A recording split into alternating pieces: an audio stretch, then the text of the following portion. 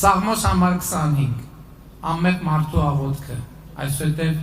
Սաղմոս Դավթի։ Դա տարա ինձ Տեր, քանզի ամբասիր ընթացա, հույսս դրի Տիրոջ վրա։ Փորձիր ինձ Տեր և քննիր ինձ, փորձիր երիկամներս և սիրտս։ Ողորմությունը Տեր աչքիս առջև է և ճշմարտությունը հաճելի է ինձ։ Ունայնամիտների աթոռին ես չեմ նստի և անօրենների մոտ ես չեմ գնա։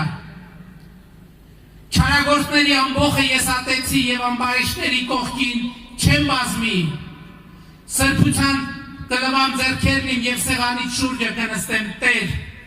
թող լսեմ քո օրհնության ձայնը և պատմեմ քո բոլոր հրաշալիքները։ Տեր, սիրեցի քո տան վայելչությունը և քո փառքի բնակության վայրը։